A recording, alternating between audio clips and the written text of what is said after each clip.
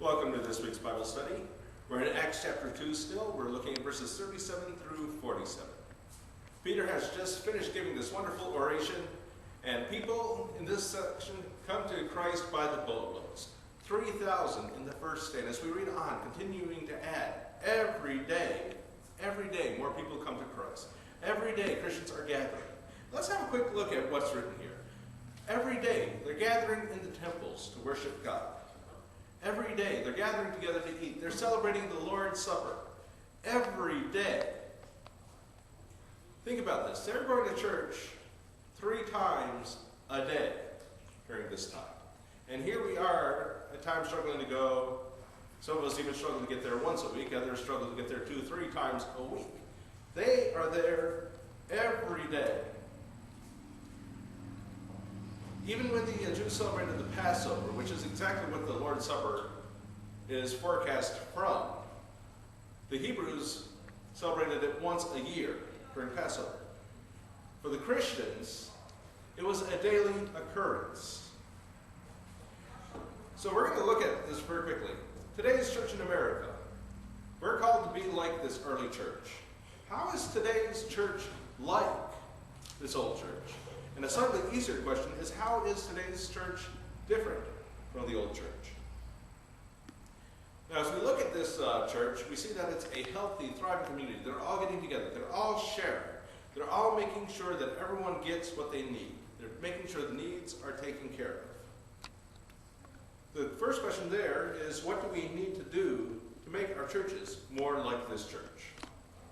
And there's one specific verse I'd like to look at.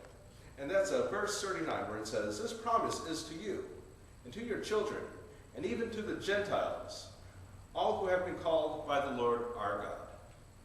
These words were spoken by our dear friend Peter, who, as we know, was good for putting his foot in his mouth from time to time. How quickly did he forget these words? Well, a few months later, he was called to the house of Cornelius, who was a Gentile, a Roman soldier. Actually, a Roman officer would be the best way of saying it. And he didn't want to go over there. Yet here he is, even to this day, saying the message is going to be for the Gentiles.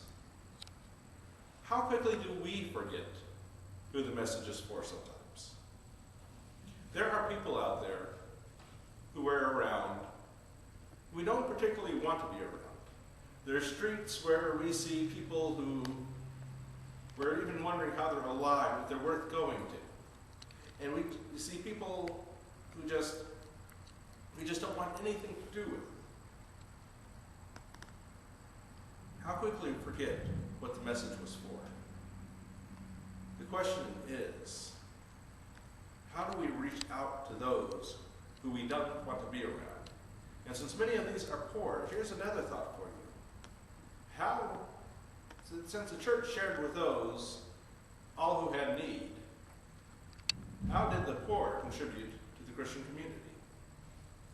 This is a very important question, especially in today's world, because there are gifted people out there that we are missing out on, who have gifts to give to the Christian community, who we just look right past.